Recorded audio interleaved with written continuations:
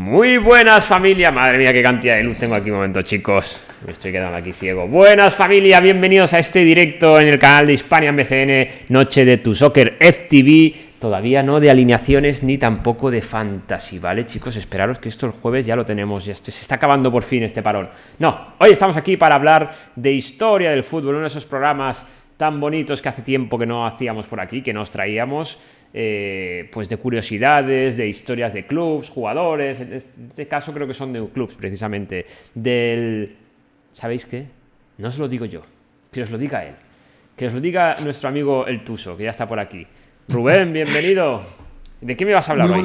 A mí no, a todo el mundo. ¿De qué nos vas a hablar? Vamos a hablar del Castel di Sangro. Castel di Sangro. Castel di Sangro, un ¿Y equipo italiano que luego, como podremos observar, no tiene una historia a lo mejor tan estrambótica como otras biografías que hemos hecho de otros jugadores muy particulares, muy peculiares, o incluso otros clubes, sino que es una historia bastante normal que también tiene su auge y su descenso, pero que me llama más la atención lo que hubo detrás de la misma, pues para poder llegar a alcanzar la notoriedad que alcanzó este club tan humilde de las divisiones amateurs italianas. Y en particular me gusta, haciendo un poquito apología a esto que estabas hablando de la sección que teníamos un poquito más olvidada de clubes y jugadores, porque realmente de clubes hacía ya bastante tiempo que no hablábamos de ninguno. Me acuerdo que estuvimos dándole bastante profundidad al Sheriff cuando fue pues novedad de Champions hace más o menos un año a estas alturas de la temporada, porque era en la fase de grupo de Champions, y al mismo tiempo más recientemente de la mano de nuestro querido Miki, que hizo aquí el especial de la Unión Deportiva Salamanca. Efectivamente, madre mía, qué memoria tienes, ¿eh? Qué gran programa, ¿eh? Con el Sheriff, ese me gustó. Me gustó ese programa. Acá Eh, dice, te compraste la camiseta. bueno, en realidad me la compré antes ya, incluso, del programa, ¿eh? Lo que pasa es que me llegó ¿Te la después. pusiste?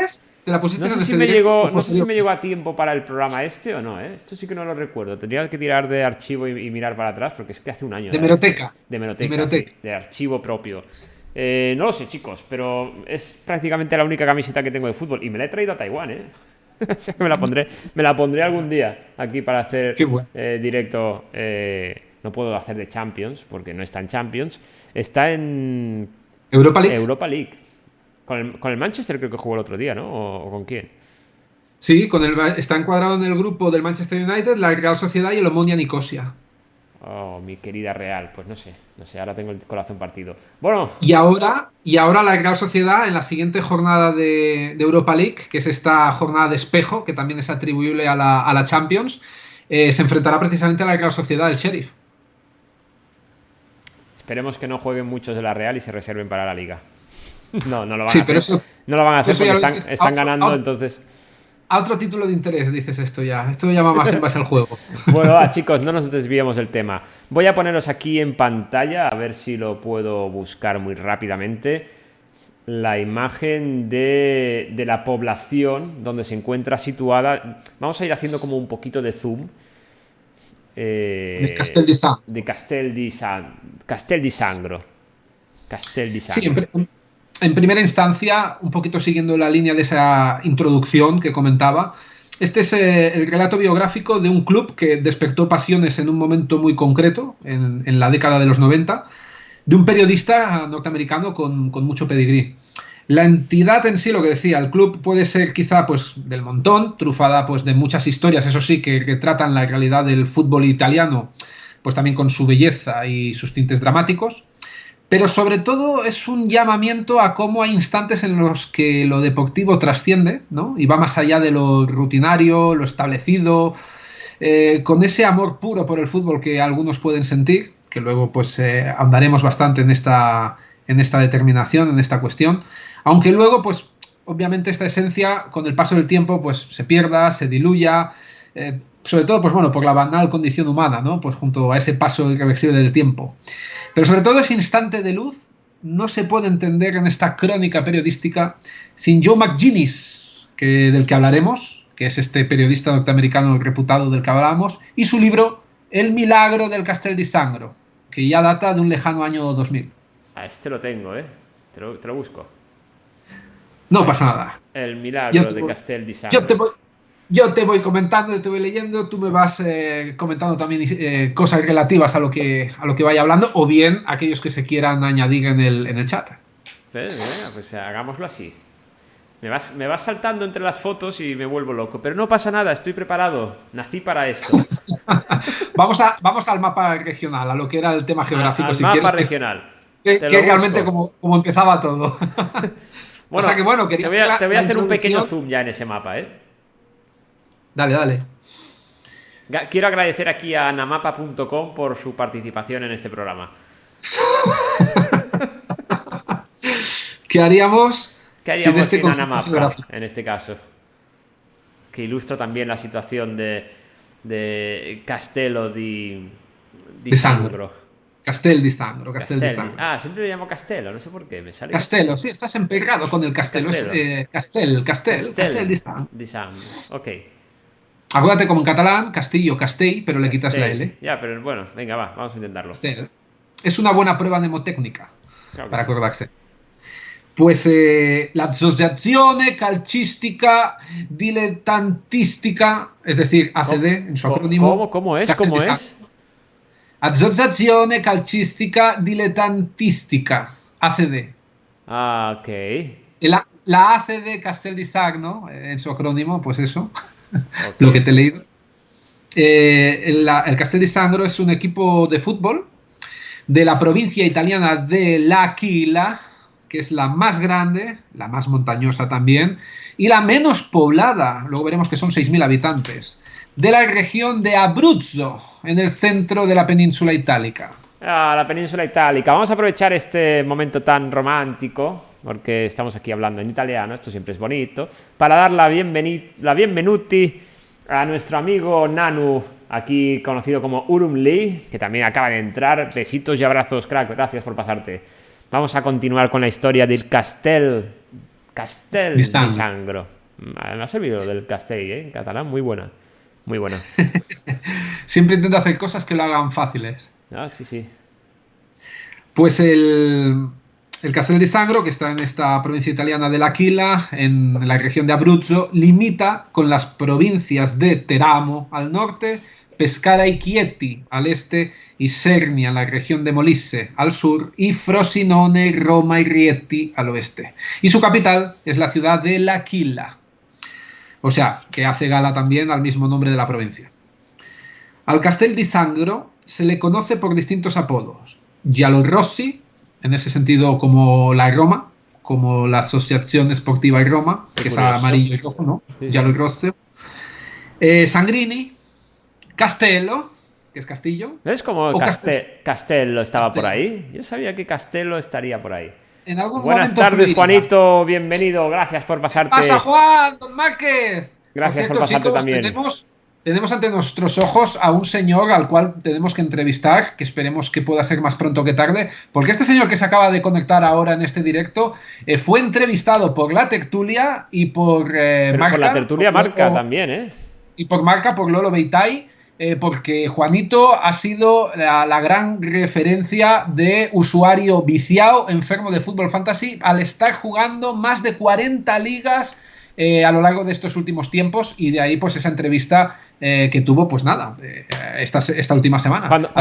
Cuando dices a lo largo de estos últimos tiempos, hay que aclarar. De estos últimos tiempos es este año. O sea, no es que en los últimos 10 años haya jugado 40, no, es que ahora está jugando 40, en realidad está jugando más de 70, porque luego hay que sumarle Misters, Hombre, Bwengers claro. y Hablábamos demás. de ligas de Marca, correcto. ¡Ole! Sí, sí, sí, sí. ¡Ole, ole, y ole la gente guapazone, crack! Bienvenido. Muchísimas gracias también por pasarte. Nada, estábamos hablando aquí de un equipo del Castel di Santo y hacemos un Kit Kat Di también. Sangro, Di Sangro, La Di madre Santo, que me no. La mate que lo... Me cago en la... Ma qué cosa.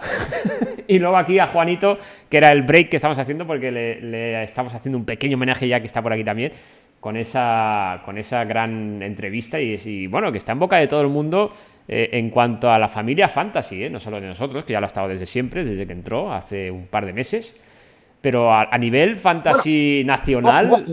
Ojo, empezó a jugar con nosotros este verano, pero realmente ya está en nuestra comunidad fantasy desde Navidad pasada, cuando habíamos cerrado Sí, las plazas, pero pero no gracias al pudo contacto de entrar. Estufón. No pudo entrar por ahí. Si no me No pudo equivoco, entrar porque ya habíamos empezado todas las ligas, pero él ya estaba presente y vamos, que lleva nuestra comunidad medio año y esta es la primera temporada que juega con nosotros. Así que este pequeño y espléndido homenaje pues a alguien que es una excelencia en el mundo fantasy, entrevistado, si más no, como lo corrobora pues la propia marca y que forma parte de nuestra comunidad. Así que bienvenido, Márquez. Lo que quiero decir es que nosotros ya lo conocíamos, pero ahora ha dado el salto a nivel nacional gracias a esa entrevista parece una tontería, pero hay muchísima gente que juega al Fantasy y ha salido nada más y nada menos que en el referente de los juegos Fantasy de España, que es la Liga Marca, es la liga oficial del Fantasy. Luego dejaremos a un lado que no es la que mejor funciona, ¿vale? Porque suele tener muchos fallos, es curioso para ser la oficial, pero igualmente... es la referencia, ¿no?, de la liga. De hecho, a mí cuidado, a mí es la que más me gusta, ¿vale? Me gusta más que Mister, me gusta más que... porque tengo un cariño especial porque es donde empezamos. Pero es verdad que últimamente, estos últimos años, es la que más bugs y errores está acumulando. Este verano aún se ha controlado un poquito más. El año pasado fue el de mayor despipote. Este verano bien. El año pasado nos hizo arrastrar desde la jornada 1 40 puntos extras para el Ciudad Condal ahí desde el principio, por culpa de esa jornada que se quedó en negativo porque no se podía entrar. Los mercados se paralizaron y de alguna manera pues no se vieron bien, bien abordados. Juanito lleva más de 25 años jugando, o casi 25 años, lo que pone aquí. Creo que en el formato de Asturcon, ¿no? El formato del papel y el boli. Sí, correcto, que tenías que enviarlo por carta. No había ni móviles todavía en aquella época. Por correspondencia. Se hacía por carta, espectacular. Bueno, eran otros tiempos. Hemos avanzado mucho, no sé si para mejor o para peor. Bueno, en lo fantasy para mejor, ¿eh? Imagínate que tengo que hacer o tenemos que hacer los cálculos porque bueno, ojo, que con el tema de la tecnología, en este reportaje más adelante lo vamos a comentar, pero ya de paso doy pie ahora. Joe McGinnis felicitaba a Roberto Baggio al principio por fax y luego por correo electrónico. Hay que ver cómo avanza la tecnología, incluso en este reportaje. Bien hilado eso. Venga, pues vamos a seguir con estos datos. ¿Quién era el escritor de esta obra? Es Joe McGinnis, pero hablaremos ahora de él. Primeramente, quiero seguir haciendo acopio de los orígenes de este equipo. Como decía, al Castel di Sangro se le conoce por distintos apodos: Giallo Rossi, Sangrini, Castello o Castelsangro. Especialmente, aquí voy, sus vistosas camisetas amarillas y rojas, por si quieres poner alguno de las plantillas. Estoy buscándola. Me gusta, la equipación, me gusta. Está guapa, ¿eh? ¿Sí? Me recuerda mucho al Lecce. El Lecce, que es equipo que está jugando este año precisamente en Serie A, es así, amarillo y rojo. Sí. Pues en este caso... Especialmente sus vistosas camisetas amarillas y rojas son reminiscencias, un recuerdo de las enseñas catalano-aragonesas, de cuando esta zona perteneció al Reino de Aragón. Te lo iba a decir, me recuerda mucho a los colones de la selección catalana y... Sí, claro. Muy tipo Andreu Valenciana, de la Comunitat Valenciana, de Aragón. De la Corona de Aragón, sí. Muy tipo Andreu, San Andreu, todos estos colores así... Equipos catalanes, sí. En clave comunidad. Bueno, pues su origen más remoto data de la posguerra, de la Segunda Guerra Mundial, perdón. El pueblo de Castel di Sangro había sufrido grandes daños durante el conflicto bélico y al final de la guerra un sacerdote, llamado Don Arbete, organizó un equipo de fútbol para ayudar a reconstruir la comunidad y también, si más no, pues para entretener y hacer más felices a sus vecinos. Entonces ganaron su primer partido contra un pueblo vecino y viendo el listón tan alto en cuanto a ilusión y expectativas, se decidió pues en 1953 organizar un equipo formal, uniéndose a la más baja de todas las ligas de Italia, que era la terza categoría. Y aunque pueda parecer terza categoría como tercera categoría, esto sería el equivalente a día de hoy al 9º escalón del sistema de ligas del fútbol amateur, del fútbol italiano. A 9ª división. Una 9ª división, que sería el punto más bajo del sistema de campeonatos de la Liga Italiana. Bueno, claro, en aquel momento, no sé si ha cambiado el nombre. Desde abajo. No sé si ha cambiado el nombre. No sé si ha cambiado el nombre, pero en esa época, o sea, en 1953, cuando se decide hacer la oficialidad de la formación, de la sociedad, del equipo, es terza categoría. Y era lo que ahora vendría a ser el 9º escalón. Muy escudo, muy bull foto, ¿eh? Sí, porque sale un toro. Sí, muy bull foto. O del Leipzig. o de la factoría Red Bull. Claro, no, También pero yo barro para casa. Me veo en los escudos en la mente de los equipos que de tenemos. nuestros usuarios fantasy, de Sí, la comunidad Tusa, ¿no? y me veo ahí un bull photo. Pues no fue fácil la andadura de este equipo, que evidentemente nace de la humildad en el fútbol amateur, o sea, en los registros más bajos, o sea, se fue formando en el barro, como se diría, y el equipo tardó 30 años en obtener un ascenso a la segunda categoría, que esto vendría a ser la octava división, ¿vale? Y esto data de 1983. O sea, fueron 30 años clavados de cuando se fundó en el 53 al 83. Sí. Bueno, Y hay veces, hay cosas que se cocinan a fuego lento. a fuego lento. Sí, sí, sí. Y en este caso, pues es un gran exponente.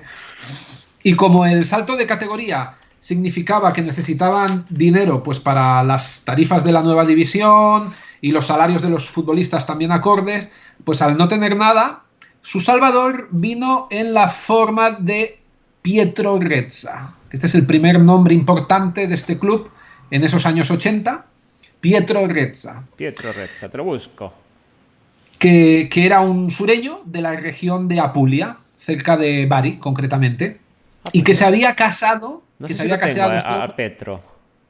Un ¿No hombre tienes a Pietro? con bigotito. No, ¿No? el bigotito es el entrenador, es que veremos más tarde, que es Ah, ma che cozza. Pues no tengo. Jacobo, Jacobo Osvaldo, creo que era Tengo. Osvaldo Giaconi, Osvaldo Giaconi. Giaconi. Giaconi, Giaconi. No tengo a este hombre, pero bueno, no pasa nada. Sigamos. Pues de Pietro, no, creo que de Pietro Rezza no habían fotos, no te puedo No. enviar creo que ninguna de Pietro Rezza. Tenemos fotos de Gabriele Gravina, que es su yerno, del cual Gravina. hablaremos, que de este tenemos varias, aparte porque, no voy a hacer spoiler, luego lo vamos a leer, pero en el caso de Pietro Rezza, que es el que nace, por así decirlo, el auge de este modesto equipo italiano, su salvador, evidentemente, es un sureño de la región de Apulia, cerca de Bari, que se había casado con una de las familias más ricas de la ciudad. Bueno, concretamente con una chica que pertenecía a una familia noble. Y en este caso, pues invirtió y ganó mucho dinero, pues gracias a la construcción, este hombre, Pietro Rezza, y en unas vacaciones conoció a una chica que curiosamente era de Castel di Sangro, que es de esta mujer de familia adinerada, con la que se casó y en cuanto pudo compró el club.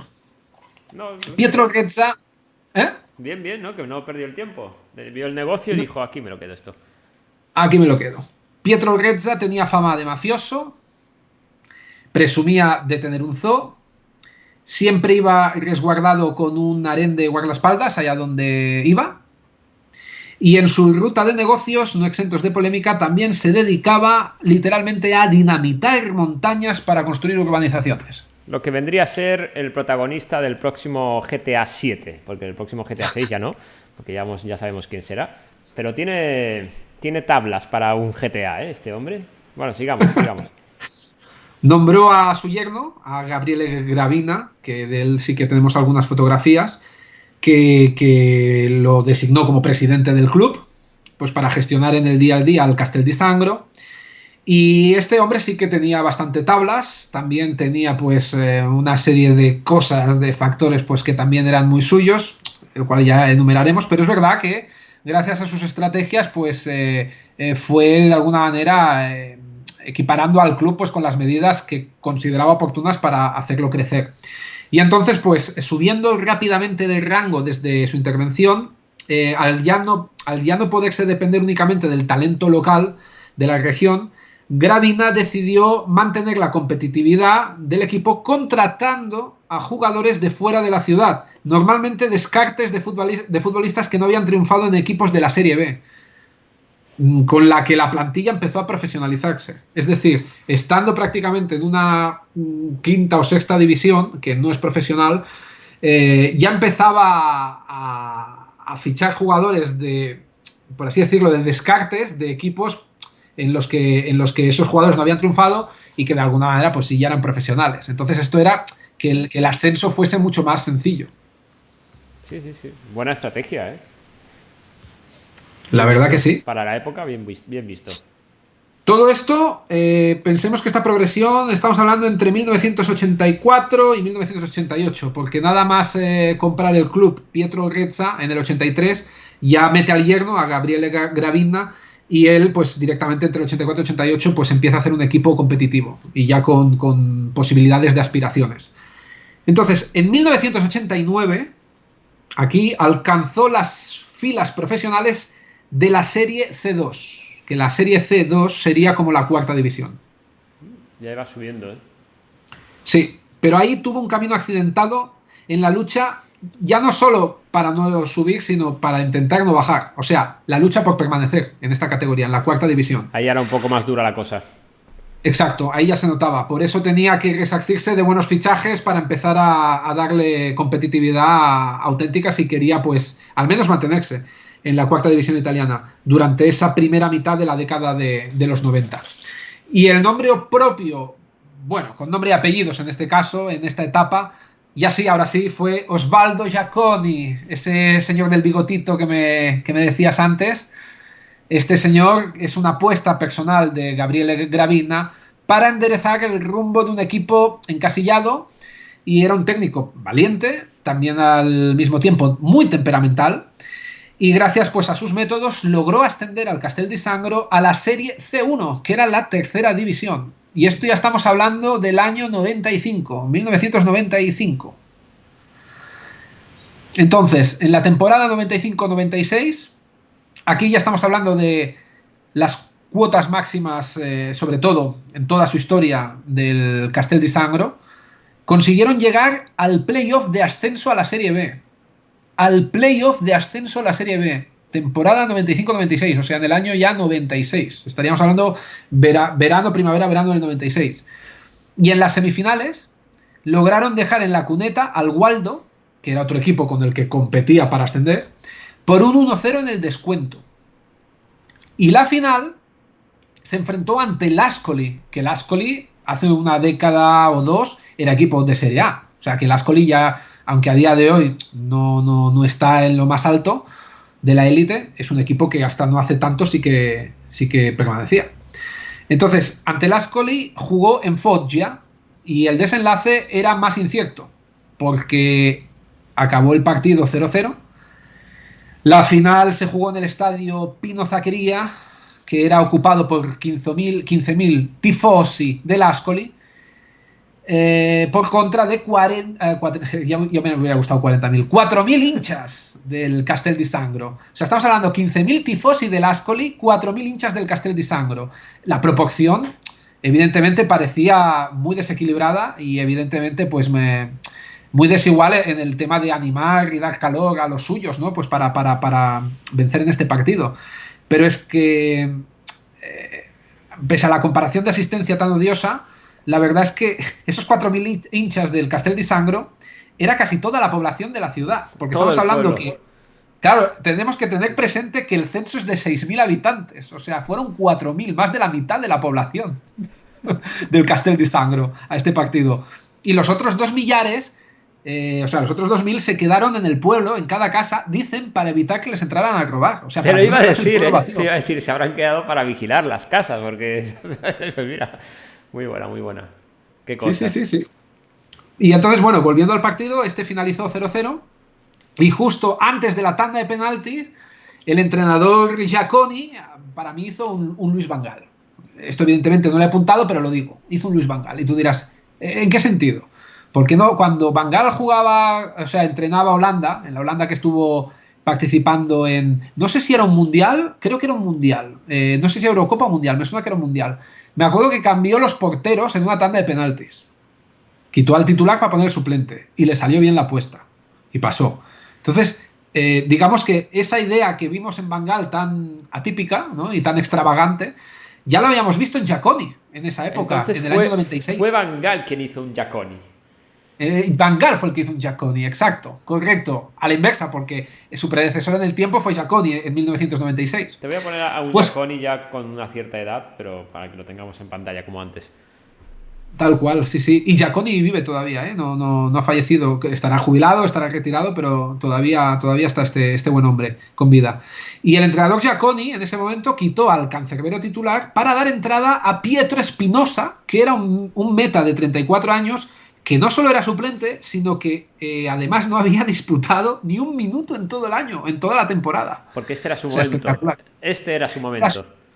Pero si confió en él para la tanda de penaltis es porque le tenía fe ciega a que pudiera parar alguno, entiendo yo. Y al final, pues, ¿qué pasó? Que detuvo el penalti decisivo. Amigo, y ahí tenemos las fotos, una foto por ahí que he puesto antes como de celebración, que debe ser ese momento. Se consumó, gracias a eso, el histórico ascenso a la Serie B. A la Serie B del Castel di Sangro. Giaconi fue manteado por los suyos y desde entonces ya se le conocería como el mago. Entonces aquí es cuando nace la dimensión del Castel di Sangro, cuya notoriedad la hizo posible un reputado novelista y escritor estadounidense de no ficción, que es Joe McGinnis, que es el que hablábamos al principio de la cabecera del programa. Y este autor de 12 libros, que saltó a la fama con el éxito de ventas The Sailing of the President en 1968, y que describía el poder del marketing del entonces candidato presidencial a la Casa Blanca, Richard Nixon, contando pues las estrategias para vender bien a un político que había sido derrotado 8 años antes, en 1960, por John Fitzgerald Kennedy. Digamos que este libro fue el que le catapultó al éxito, el que le hizo más célebre, más conocido en esa época de finales de los 60 y sobre todo pues mucho boom para McGinnis pues durante todos los 70. Su gran obra. Exacto. Y este novelista de prestigio, que era Joe McGinnis, hay que decir que además de eso, pues había también tratado otros temas pues como relativos a la guerra del Vietnam. Había hablado también incluso sobre algunos casos de asesinatos, insisto, no novelados, o sea, no eran de ficción. O sea, era un tío que había recogido muy buenos datos y que en lo suyo, a nivel de política, a nivel de conflictos y a nivel pues también de crimen, pues era bastante prestigioso, la verdad. Entonces ahora nos vamos... Dejamos toda esta áurea de Joe McGinnis y nos vamos al año 1999. En 1999, un libro... Vamos ahora a tener varios flashbacks, de adelante a atrás, pero para darle también emoción, un poquito a título de película, ¿no? Así lo hacemos más parecido al cine.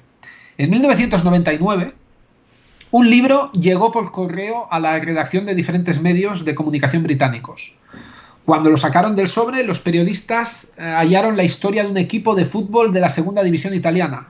Recordemos que ese épico acceso o esa épica clasificación del Castel di Sangro a la Serie B, a la segunda división italiana, fue en el año 96. Entonces estamos hablando que ahora en el 99 pues llegan a diferentes redacciones de medios de comunicación ingleses pues una historia, ¿no? Un libro, un volumen sobre un equipo de fútbol de la segunda división italiana.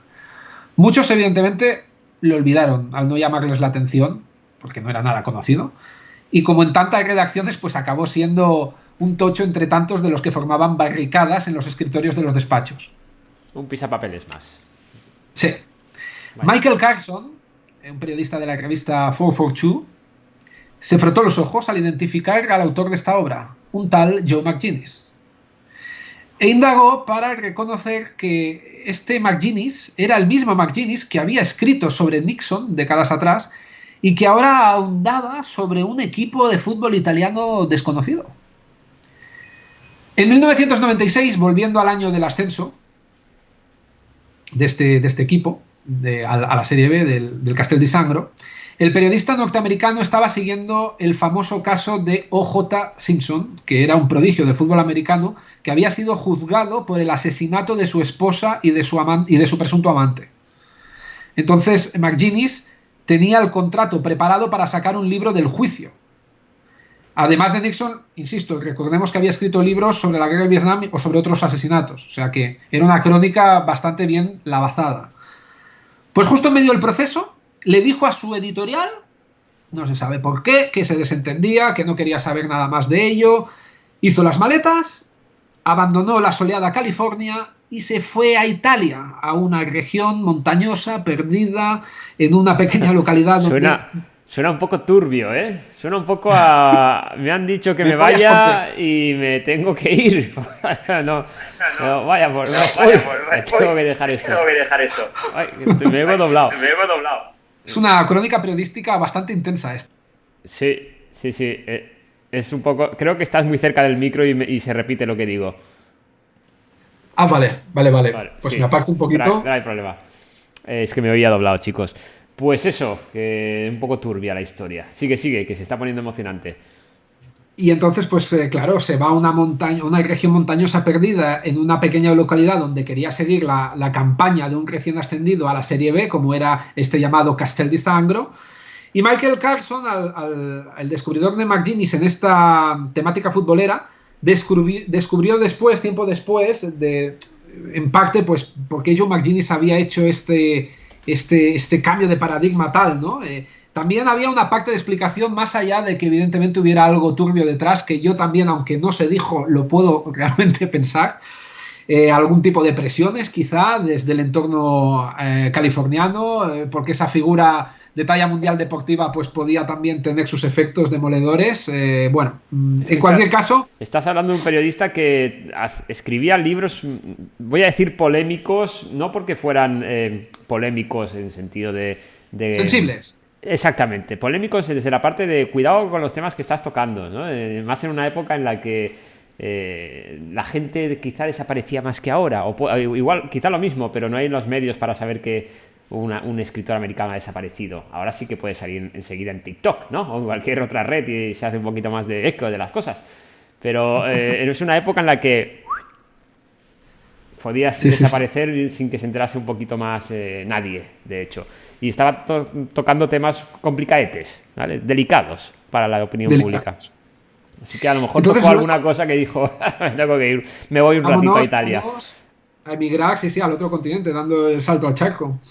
Y luego se descubrió por el propio Michael Carlson, que fue, por así decirlo, el que le dio luz a este gran libro, ¿no? Que muchos periodistas habían olvidado, en esa pila de libros de pisapapeles, ¿no? De esas barricadas que comentábamos.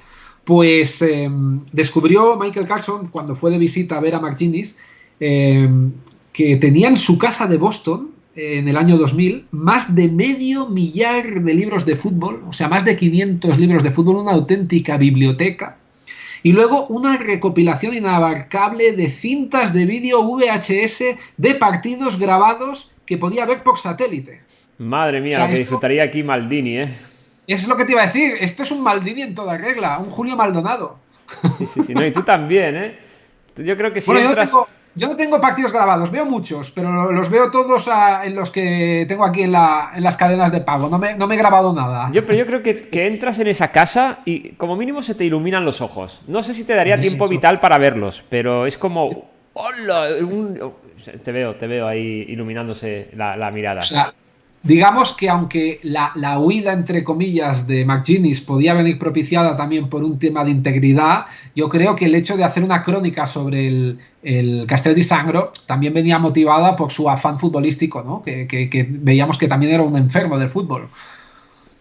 Se cierra una puerta y se abre una ventana. A lo mejor tenía otra afición que pudo explotar. Ojo entre la puerta y la ventana, porque luego se descubrió que quiso ir a ver al Castel di Sangro porque veía cosas turbias en el Castel di Sangro, lógicamente por Pietro Grezza y Gabriele Gravina. Al final le llamó esa vertiente que tenía de investigador, ¿eh? Dijo, me voy de esta mierda para meterme en otra. Bueno, la cuestión es que de todos los partidos que grababa de VHS y que podía ver por satélite, especialmente de equipos italianos, sobre todo desde el año 94, que si te fijas, esto es un par de años antes del Castel di Sangro, de su proeza. Y tú dirás, ¿y qué pasa en el año 94? Pues que es una tendencia que se fraguó a raíz del Mundial de su Estados Unidos natal, el Mundial del Estados Unidos del 94, donde se apegó a la magia de Roberto Baggio, que era su ídolo. O sea, a Joe McGuinness le encantaba Roberto Baggio, al que dicen que cada año, en el día de su aniversario, le mandaba un fax para felicitarlo, para años después que serían correos electrónicos. Digo, ok. Lo que comentábamos antes al principio. Y Baggio le respondía siempre, educadamente, pues le contestaba siempre, pues bueno, porque este hombre cada año le felicitaba para su aniversario, para su cumpleaños. Un bonito Ah, detalle de los dos. Así fue como McGuinness interiorizó su amor por el fútbol, viajando por el mundo y enamorado por el Castel di Sangro, dedicarle un libro que permitiría dar a conocer, poniendo en el mapa a este equipo y a esta ciudad en el imaginario colectivo de los enfermos del fútbol. McGuinness, Y no solo eso, ¿eh? Es que ha conseguido que 30 años después, bueno, 30, sí, en el 25, 26, 96, 27 casi, más o menos. 27 años después estemos aquí, 25, hablando 27 de... años, sí, hablando de él con la foto en portada nada más y nada menos de esta obra, en donde, bueno, pues vemos al que posiblemente creo que será el portero en calzoncillos. No sé si es el portero No, o... no tengo ahora mismo esta foto a mano, pero podría ser alguna figura seguro del equipo. Son los jugadores del equipo celebrando algo importante, así que debe ser uno de estos momentos épicos. Pues McGuinness se instaló en una ciudad con una vieja estación de ferrocarril abandonada a la que solo puedes acceder por carretera y en según qué condiciones, porque si con el frío nevaba y había hielo, pues también era difícil su acceso. Así que esto es importante porque ahora van a pasar cosas también ¿Quién con se ello. retiró ahí, perdona? Bueno, no, se instaló McGuinness, el periodista, para hacer la crónica de este Castel di Sangro. Se instaló, me estás diciendo, se instaló en una estación de tren abandonada, ¿has dicho? No, ¿Cómo? no, en una ciudad Ah, vale. cuyos accesos eran a raíz de esa vieja estación de ferrocarril abandonada a que solo podías acceder por carretera, pero las carreteras estaban en muy mal estado, había muchas curvas, piensa que estamos hablando de la Sí, región de la Abruzza, que es una región montañosa con montañas y que encima, pues como hace frío en los momentos de invierno, pues nieva, hiela, es complicado incluso ir en coche. sí. Entonces, la crónica futbolera de McGuinness también venía de su olfato periodístico, entendiendo que algo raro existía detrás de ese ascenso con su cara oscura, marcada pues por los negocios turbios de su presidente Pietro Rezza. Entonces McGuinness se convirtió en un ciudadano más que convivía con los autóctonos del pueblo, pero incluso llegó a entrar pues con la gente del club, o sea, llegó a estar siendo parte de sus vidas, o sea, se relacionaba con los futbolistas, en los entrenamientos, en los partidos, también con los empleados del club, se habla también pues de que tenía mucha relación con la cocinera, de allí, o sea, hubo bastante, o sea, se puede decir que esto sí que era periodismo, pero de verdad, del de antes, no como ahora que no te dejan entrar ni siquiera en las ruedas de prensa.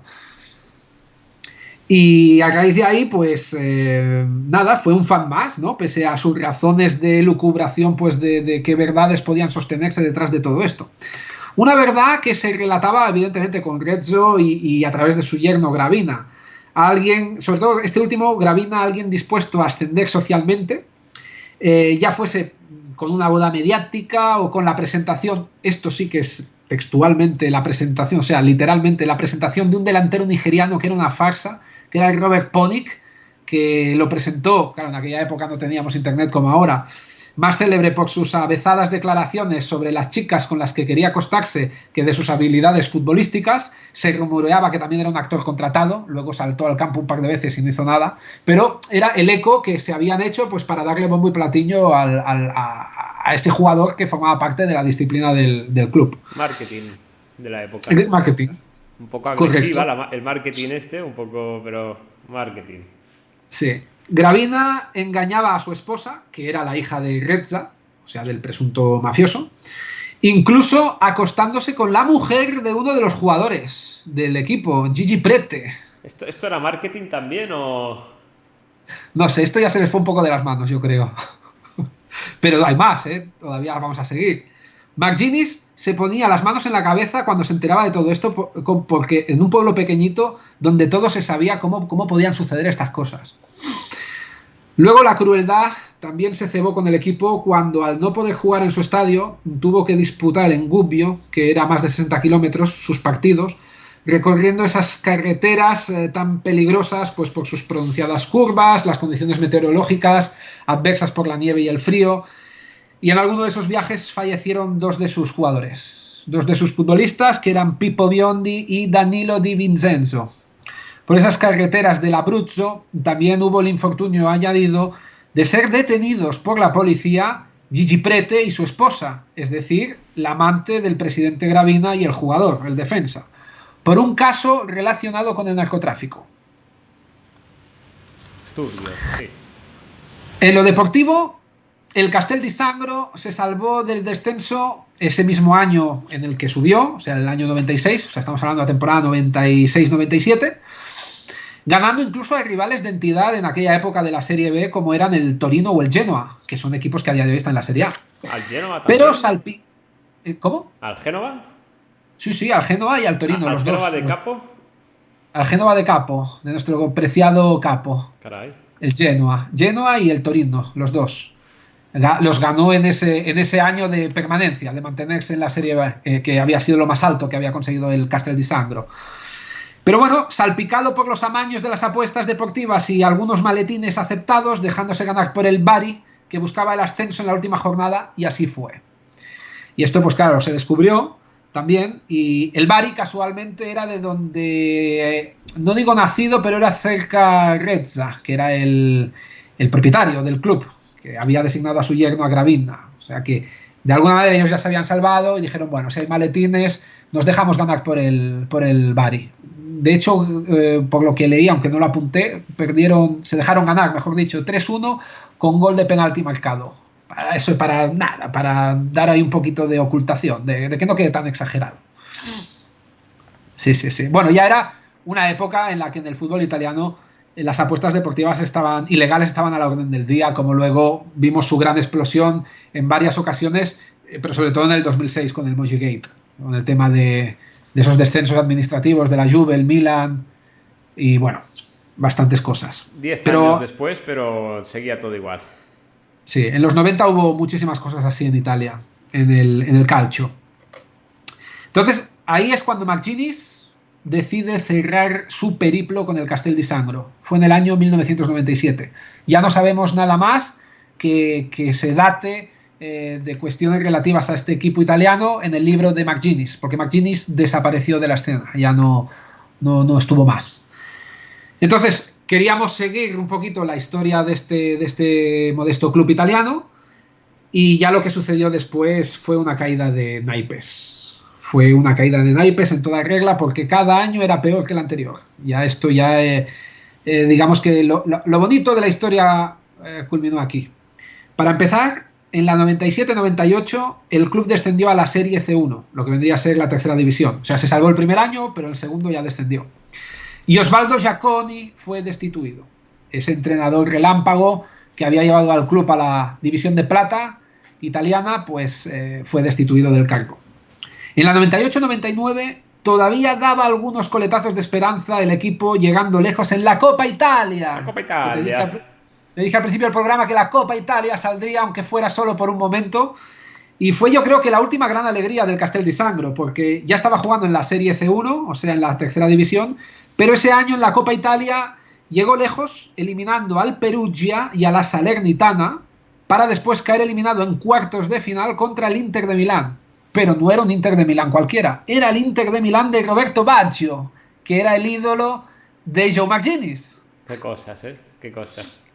Y jugaron en casa más a más contra este Inter de Baggio, el estadio Teófilo Patini, que es el campo del Castel di Sangro, bautizado así en honor al pintor, y con un aforo para 7.000 espectadores, que esta es otra curiosidad. 7.000 espectadores, 1.000 más de la población de Castel di Sangro, que son 6.000. Para invitados. O sea, que había 1.000 más por si venía gente de fuera. Exacto. En el año 2000 desaparecen de la escena Rezza y Gravina, porque estos vendieron el club al empresario Simone Gargano. Rezza en aquel entonces ya era perseguido por la ley. No se volvió a saber nada más, al menos yo tampoco no he estado ahondando, pero también desaparece del panorama futbolístico, aunque no así su yerno, el polémico y mediático Gravina, que ya habíamos visto también su afán mujeriego incluso a instancias internas del club. Gravina ya había podido hacerse en aquel entonces con un cargo en la Federación Italiana, y había entrado en la Federación Italiana de Fútbol, donde años más tarde atención, que no es cualquiera Gabriele Gravina, se alzaría años más tarde como presidente. O sea, es actualmente presidente de la Federación Italiana de Fútbol. ¿Todavía? Todavía. ¿Y cuál es su mayor logro como presidente? Pues la gesta de la Azzurra de levantar la Eurocopa ante Inglaterra en el año 2021. Era presidente de Italia cuando Italia gana la Eurocopa a Inglaterra. O sea, ¿Qué te parece a dónde ha llegado Gravina? ¿O bueno, dónde pues, estaban sus orígenes para llegar aquí? me parece que cumplió con su sueño, ¿no? Quería ir ascendiendo socialmente y demás, pues mira, lo consiguió. Lo alcanzó, lo alcanzó. No vamos a entrar en cómo, porque supongo que habrá movido sus hilos, más en una época oscura y tenebrosa de la Italia. Pero bueno, esos cosas del pasado, el tema es que ahora en el presente Al está ahí. menos, perdona, no tan oscura como los años de Piombo, los años de plomo, que también hicimos en un reportaje Sí, no, de no, la la verdad es que en general es una época turbulenta, los años 70, 80, 90 en Italia. En Época Italia, difícil. sobre todo, la Lazio de las pistolas, años 60, 70, incluso más crudo. Pero digamos que en los 80 y en los 90 todavía quedaban cosas como hemos podido observar y analizar aquí. Y ahí está, siendo el presidente actual de la Federación La Italiana. federación. Impresionante. Sí. En 2002, la mala gestión de Gargano hundió al club y gastando más de lo que se ganaba, pues bajó a la Serie C2, o sea a la cuarta división sería ya. Y en 2005, pues después de vender el club a Fausta Bergamoto, se rubricó esa deambulación, si queremos decirlo así, con otro descenso a la Serie D, o sea, ya a la quinta división. Y a la venta bueno, esa venta de Fausta Bergamoto se tornó al final en bancarrota. El club llegó a desaparecer porque Bergamoto era detenida con su hermano por formar parte de un entramado de evasión fiscal y apropiación de dinero dentro de la Unión Europea. Un expediente en el que fueron arrestadas más de 50 personas, sumando entre políticos y empresarios, todos de los Abruzos. Bueno, utilizaban el club ya con otros fines. Exacto. En 2012, vuelve a haber una segunda desaparición del club porque lo habían refundado anteriormente como Pro Castel di Sangro, pero no había la economía no fluía y el equipo pues volvió a desaparecer. Y la última creación, que es la actual, o sea, la del equipo existente en la actualidad, datada en esos albores también en 2012, su nacimiento, fue gracias al alcalde de la ciudad por aquel entonces, que soñaba con dar continuidad al bello campo que dormitaba como un fantasma, huérfano sin un equipo de fútbol que no existía. O sea, básicamente quiso crear el club otra vez, fundar un equipo para usar el campo. Para usar el estadio, porque el estadio era muy bonito y estaba abandonado. Y era una pena. Y el alcalde, pues mira, en esa visión romántica, pues volvió a hacer nacer un nuevo equipo. Y ese equipo todavía persiste a día de hoy. ¿Y con qué nombre? Igual, Castel di Sí, Sangro. Esta vez se reformó con el nombre original. Con el nombre original. ¿Y el escudo original también el mismo? Esto ya no lo sé, porque incluso he estado buscando en las aplicaciones de fútbol, pero no sale. No sale porque, claro, ha empezado muy abajo también. ¿En qué liga está? ¿Eso me lo sabrías decir? ¿Cómo? ¿En qué división está ahora mismo militando? Sí, empezó, y ahora aquí lo voy a comentar, lo voy a leer, empezó en la octava o novena división y ahora está en la quinta. Del 2012 para acá, en 10 años. Bueno, pues está volviendo a subir. Bueno, está en la quinta, está lejos, ¿vale? Es verdad que está lejos, pero bueno, empezar desde la novena, bueno, mira. Cuando leí, de hecho, este artículo, el año pasado estaba en sexta, o sea que ha ascendido este año a quinta. Empezó en 2012. Empezó cuando empezó el Ciudad Condal. Es verdad, en los Fantasy. Sí, empezó el mismo año que yo. Y por lo tanto empezó lo que fue la fortificación de la comunidad tusa, dándole visos pues de tanta notoriedad, claro, gracias al hacedor. Porque no teníamos nosotros esos hilos para movernos, si no le habríamos invitado a que participara en la comunidad. Pues sí. Pero, dale. Si no, hubiéramos dicho también que estaba invitado el Castel di Sangro para jugar la Champions con nosotros. Hombre, pues sería más fácil que la jugase con nosotros que desde las ligas regionales. Me parece que para llegar hasta la Conference lo tiene complicado todavía. Sí, pero a lo mejor dentro de 10 años lo tenemos ahí. Podemos guardar este momento, para dentro de 10 años. Y luego enviar el enlace. Pues bueno, unos visionarios, chaval, unos visionarios. La nueva sociedad, al igual que el club original, fundado por el sacerdote en la década de los 50, empezó a gatear, con sus gateos, en el fútbol amateur, concretamente en la 8ª división. Y desde entonces han podido subir varios peldaños actualmente en la Eccellenza, que es el 5º nivel del campeonato italiano. Aunque también hay que decir, y esto aquí vamos también a dar un capote a Gravina, que le tiene cariño al club. Gracias a Gravina, recordemos, el presidente designado por su suegro Rezza en el seno de la entidad en sus años dorados y actual presidente de la Federación Italiana, sigue haciendo un guiño al Castel di Sangro por la asignación eventual de tanto en tanto de partidos para que los juegue la selección sub-21 de Italia y también de la selección femenina. Ah, y por eso me has puesto la fotografía de la selección femenina de Italia. Digo, ¿por qué está aquí puesta? Efectivamente. Vamos a ponerla, chicos. Efectivamente. ¿Ves? Lo bueno de esta historia es que hago que la sigas de manera implicada, como que todo te sale nuevo, porque realmente no te he hecho... digamos que no te he roto la magia en ningún momento, sobre todo la historia, cómo sigue, ¿no? Cómo se va trasladando. No me has hecho spoiler, está bien, está bien.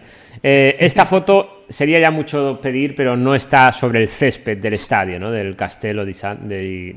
No, simplemente yo creo que sí, sería a lo mejor previamente algún partido, porque ponía en la foto que ponía selección femenina y ponía en el estadio del Castel di Sangro, o sea, el Teófilo Patino. Ah, pues entonces puede que sí que sea el césped del estadio. Sí. Pues es un estadio que se conserva bastante bien, para ser un estadio de 5ª división. ¿Hay fotos del pueblo también? Sí, hay fotografías del pueblo, te las voy a buscar. Mientras Genial. vas haciendo algún comentario más, si quieres añadir. Sí, ya prácticamente estamos en el final. Hay que decir que aunque gracias a Gravina, pues recordemos eso, ¿no? Que sigue haciendo un guiño al Castel di Sangro por la asignación de partidos de la selección sub-21 y de la selección femenina, en el coqueto estadio del Teófilo Patini, que es el estadio del Castel di Sangro, lo que permite que la gente siga visitando la ciudad y tenga nombre de alguna forma, ¿no? Aunque sea pues como atracción turística, porque realmente toda la gente que va ahora es sobre todo movida por lo que el fútbol acompaña, pues gracias a la sub-21 y a la selección femenina. En cualquier caso, el milagro del Castel di Sangro perdura en el recuerdo, en el imaginario, gracias a un periodista norteamericano, que era Joe McGinnis, que cambió de vida a unas montañas nevadas para contar al mundo una fábula con cierto final dramático, pero que en cualquier caso también contemplamos una historia preciosa. Y una historia que tampoco ha terminado todavía, ¿eh? Ha pasado altibajos y ahora está... Digamos que ha visto mejores años, pero también los ha visto mucho peores. Así que tampoco sé si ahora está tan mal, ¿eh? Está aquí en esa 5ª división con un estadio que se utiliza, que tiene un uso para la sub-21 y para la selección femenina, así que no está tan mal. Qué curioso que el presidente de este equipo de hace, no sé, 30 años o sea ahora el presidente, no, o 20 o vendieron el club en 2012. Era presidente hasta el 2012 más o menos. Bueno, pues hace 10 años. Pero estuvo durante ya los años 90 también como presidente. Sí, desde el 89 creo que lo coge su suegro, el propietario, que es Rezza. Y luego lo nombra él al poquito, en el 84... Sí, en el 84-85 creo que está, hasta el 2012. Cerca de 40 años, de estas fechas. Casi 35, 40 años por ahí van. Y ahora resulta que es el presidente de la Federación Italiana. Bueno, mira, al menos empezó desde abajo, ¿no? Con un equipo humilde. Y tanto. Un equipo de un soñador, de un sacerdote. Sí. Que no ha sabido decir si está... Supongo que ya no está entre nosotros este hombre. Don Arbete. Entiendo que no, era del año 1953 y ya era mayor este señor. De hecho, el que sigue en vida es el entrenador, ese valiente y temperamental, ¿cómo se llamaba? Lo tengo por aquí. Giaconi. Es que me sale Jacobo, pero es Giaconi. Osvaldo Giaconi. Nanu, dice Nanu, empezó desde cero y ahora a presidente, brutal. Sí, es el ejemplo de que cualquier hombre... No vamos a preguntar cómo lo ha hecho, pero cualquier hombre con sus métodos, o mujer, da igual, puede cambiar su estrella, ¿no? Puede ascender en los negocios y en la... Sí, no queremos entrar en detalles, no queremos ser el escritor que se mete dentro de cómo lo ha conseguido. Las tinieblas que le acompañaban. Los métodos los vamos a dejar. Sí, pero sobre todo me refiero que quizá la parte que tuvo fácil era ser yerno de quien era. Bueno, eso... Pero una vez entró, todo es absolutamente mérito suyo hasta llegar a alcanzar una plaza en la federación y de ahí escalar hasta lo que ha sido ahora presidente, que ahí es todo el mérito suyo. O sea, digamos que el punto de suerte donde supo encontrar el momento de oportunidad que le brindó el destino fue ser yerno de quien era para ser presidente del club. Tuvo una buena mano para empezar la partida, pero tampoco era un póker, ¿eh? Quizá era una pareja de reyes, o sea, de reyes y jotas, o yo qué sé, una pareja interesante, un trío, una buena mano, pero no significa... Espera, que se me ha desenfocado la cámara. Ahí está. No significa que empezara a lo grande con una gran fortuna detrás y un equipazo para jugar. Empezó en octava división o en novena. De hecho, ellos son los responsables, más allá de la manera en cómo hicieron las cosas, tanto Reza como Gravina, creo que lo más importante fue lo que hicieron para que el equipo pudiera ascender desde cuando lo cogieron en la séptima u octava división hasta la segunda, hasta la Serie B, que recordemos que hay un periodo en los 90 que se mantienen en la serie, no sé si era C1 o C2, que les cuesta la vida mantenerse, precisamente por eso, porque ya era un nivel más competitivo que de donde venían, y que a partir de ahí consiguen dar el salto en esos playoffs primero de la C2 a la C1, que es de la cuarta a la tercera, y luego de la tercera a la Serie B, con esos playoffs mencionados. Una bonita historia, un año se mantuvieron en segunda, y el segundo año ya sí descienden, o sea, están 2 años en la Serie B, y luego de ahí incluso en tercera llegaron a cuartos de la Copa Italia con el Inter de Baggio. Sí, estuvo bien, ha estado bien la historia, me ha gustado.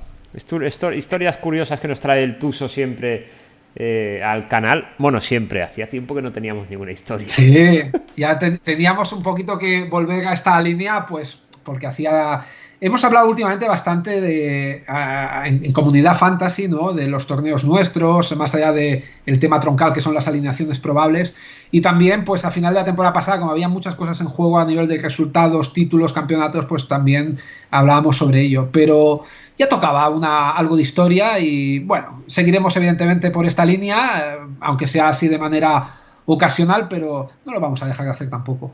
Me ha gustado, me ha parecido muy interesante. Espero que a vosotros también os haya gustado. Si lo estáis viendo en YouTube, resubido, pues nada, chicos, darle al like, suscribiros, podéis comentar qué os ha parecido esta historia en el canal. Podéis sugerirnos también si queréis que hablemos de algún equipo o de algún entrenador, algún jugador, de algún equipo con armas de fuego como el Lazio de las pistolas, que está muy interesante. Siempre nos vamos a Italia, ¿eh? Bueno, ojo. El Sheriff, hemos hablado, también la Unión Deportiva Salamanca. Sí, pero los casos más jocosos, ¿no? Más ardientes, más interesantes, siempre nos vamos a Italia, ¿eh? ¿De dónde era el jugador? Era brasileño, ¿no? No, el jugador... Sí, Heleno de Freitas. Heleno de Freitas. En Brasil. Se desarrolló toda su carrera en varios clubes de Brasil y se fue a alguno argentino, pero sobre todo en Brasil, mayoritariamente. Claro, se quedó fuera de la selección brasileña porque cayó justo en la época de la Segunda Guerra Mundial, precisamente, entre los años 30 y 50. Mira, justo en el ocaso de la carrera de Heleno de Freitas nacía por el sacerdote el club del Castelló di Sangro. Sí, es verdad, ¿eh? Es como la continuación. Continentes diferentes. Sí, fue la precuela de nuestra historia. Os recomiendo que lo veáis este programilla también, está interesante. 2 datos más también que comentar, así que me han venido ahora arrojando luz que no apunté aquí. Bueno, por un lado, simplemente que a la referencia que tú hacías del estadio, que es muy coqueto, el Teófilo Patini, hay que ver que es un campo, un estadio que está en mitad de la nada, con mucho monte y mucha montaña, o sea que es bonito, está ambientado en plena naturaleza. Y el dato importante que no tenía aquí apuntado, pero que en su momento lo leí también, entre tantas informaciones, era que igual que seguía en vida Osvaldo, siempre me hago un lío, Giacomi, ¿cómo es? Giacomi, el entrenador. Giaconi. Giaconi. Me sale Jacobo como nombre es Giaconi de apellido. Osvaldo Giaconi, pero ves, sabía que era Osvaldo Giaconi. En cambio, ves, de Pietro Rezza y de Gabriele Gravina me acuerdo, pero del Osvaldo Giaconi me cuesta más. Pues igual que el presidente sigue, el entrenador sigue con vida, el que sí que falleció es el que le hemos dado también un poquito más de bombo en esta historia, que aunque es una biografía de un club, al fin y al cabo el que permitió que este equipo pues tenga luz, ¿no? Fue el escritor norteamericano que era de todo menos escritor futbolero, era por cuestiones políticas y cuestiones de conflictos bélicos y de asesinatos, de crímenes. El bueno de Joe McGuinness, este hombre pues sí que falleció, pero falleció creo que a la edad de 70 y pico años, no sé si era de un cáncer de próstata, fue en el año 2014 y cuando faltó el club le dedicó un minuto de silencio, pues como buen entendedor que tuvo un lugar en el mapa gracias a este buen hombre, a este señor. Bueno, Albert, un gesto bonito. También está bien. Bueno, chicos, dejadme que os busque.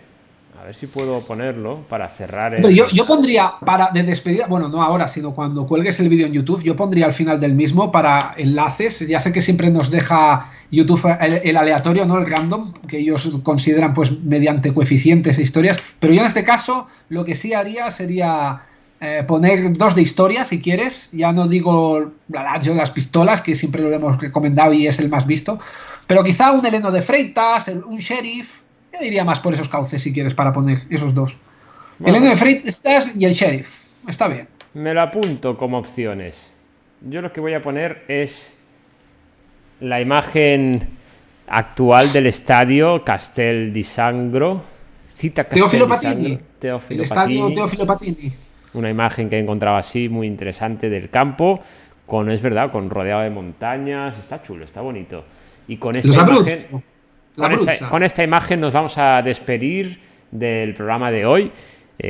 Chicos, chicas, muchísimas gracias, lo dicho, por habernos acompañado. Nanu, también ha estado por aquí Juanito. He visto que ahí entraba gente y salía, no recuerdo los nombres, pero a todos vosotros, enormes abrazos, enormes besos. Si nos veis en YouTube, pues eso, dale al like, suscríbete, que es gratis, a nosotros nos viene muy bien.